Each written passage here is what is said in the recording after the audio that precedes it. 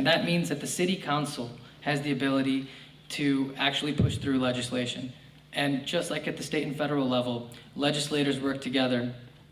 They work day and night to make sure that, bills get passed. It's the same thing with the city council. So the first thing I would do is address the budget deficit. That puts everything at risk. That's going to drive your property taxes up. That's going to impact how city services are delivered. So, if I'm elected, the first thing I'm going to do is build those relationships across in the city council. Look at ways to leverage existing relationships and make sure that we address this budget deficit so that we don't continue to cut services, and that the city doesn't head into a financial disaster. Okay, is there something specific you could point out regarding how you would tackle the budget deficit? Well, one of the things, we have a finance committee, so it'd be nice to be on it, but I think one of the things that I can do is go line by line through the budget, basically pull it apart and put it back together. My time, I worked for the Village of Riverside, and when we worked on our annual budget, again, it was a lot smaller, but that's exactly what we did. We went through every department. We went to every department and had and said, what can you do better? What can we cut? And if you're not going to cut it, I'll cut it for you. And that's what I believe an alderman can do. Okay, thank you. Mr. O'Donnell. One issue I think we can all agree upon is that we need to address crime. And in the 47th Ward, violent crime has been trending higher. That's one issue that transcends boundaries, even city boundaries.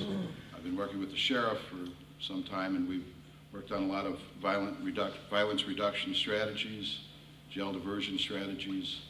But those are the kind of dialogues you want to have to increase awareness and to reduce crime. This is something that I think, as a dialogue with community organizations, you need to listen. You need to know what they think is an issue that is important. And so one of the things that a good alderman will do is listen. And I like to think I'm a good listener, so I will listen. I think the one thing that we need to do is build coalitions amongst us and sit down. The vitriolic rhetoric we've been hearing about, the civility we want to have, let's sit together and let's try and work out some of these issues that divide us. I've sat down as president of the Ravenswood Community Council with the Uptown Coalition, Lakeview Coalition, and others, and I'd like to continue to do that as alderman. Okay, you mentioned crime. If you could elaborate a little bit, because what the heart of the question is ward management versus a legislator of citywide. And with your experience, could you comment about crime, incidents of crime in the 47th Ward versus citywide, and how do you see tackling those at the same time? Well, there is an increase in crime, various types of crime throughout the city, and it's one of those kind of indexes that's hard to read. But I would say that one thing that I would commit to, and that is we need more police on the street. We need more police patrolling our neighborhood. We need Area 3 detectives working on crimes that have occurred in this area. I'm not willing to say that we should. I believe in more police. Let's take those that are working on administrative jobs that are sworn officers and bring them back to work patrol. So that's my. And just one more clarification then. So more police on the streets, is that, would you see there being a competition for getting more police on the street here in the 47th Ward versus other neighborhoods of the city? I think that's what's been happening. I think we've lost some police to other neighborhoods. Not that there isn't a need and a problem in other neighborhoods, and as a legislator I would address those problems. But I would be very vigilant about saying that we're just going to take our resources in law enforcement and ship them somewhere else. I would not allow that. Okay, thank you. Mr. Reichel. Thank you. Kind of alluded to my response to this question in my opening remark, and I want to go back to that. When I'm elected alderman, I'm going to convert the ward organization into a coalition of community organizations so as to democratize the decision-making process at the ward level here. And that will get rid of a lot of the gridlock that you see in most other ward organizations, which again tend to function as a local chapter of the democratic machine.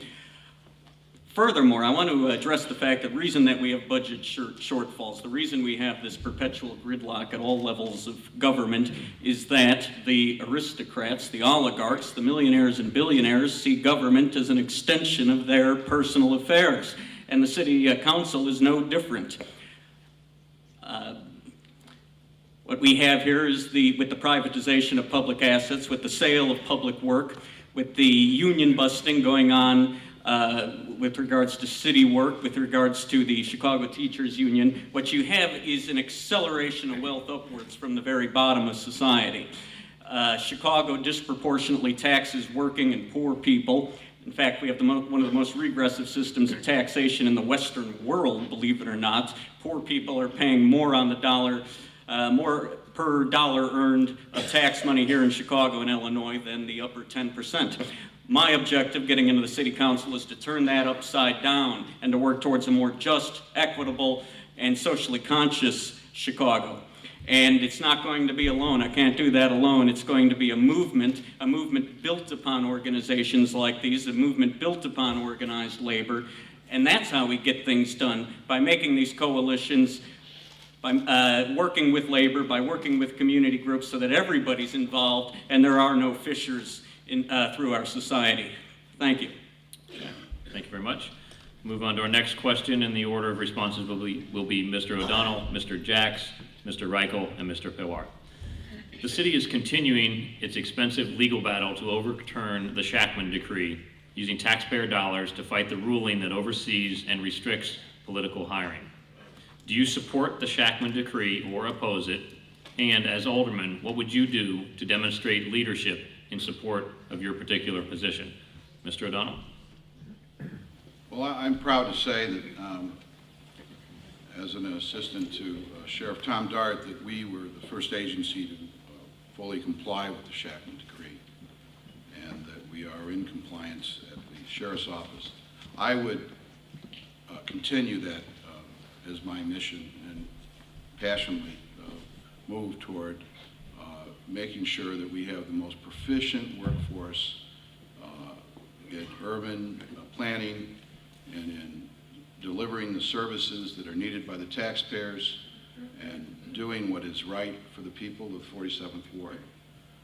This isn't about politics. This isn't about someone becoming something.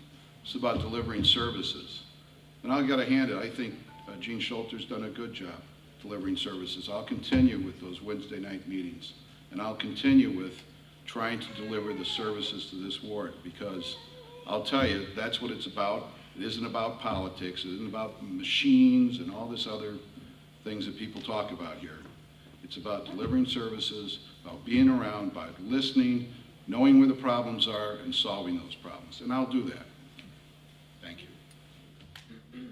So you would support the fully support? I fully support. Okay, thank you. Next is Mr. Jacks. Well, I definitely support the Shackman Decree. I think, political hiring and firing is, again, the old Chicago way. That these are things that are inefficient and should just not happen. Getting a job shouldn't be whether you're connected or not. It should be who's the most qualified. And that, looking at hiring and firing that way, I think will better improve government, make it more efficient. I think this connects with a lot of the reforms I was touching upon, having even a cap on campaign contributions, term limits, inspector general authority, and then more transparency in alderman expense accounts. I think these are things that should be reformed, and not just. And also, this definitely connects with keeping the Shackman Decree.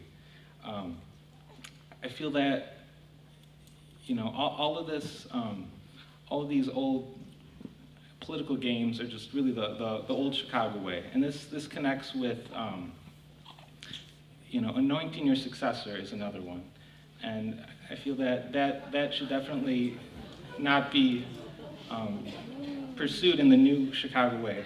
I feel that in this election, it appears to me that Alderman Schulter has anointed his successor,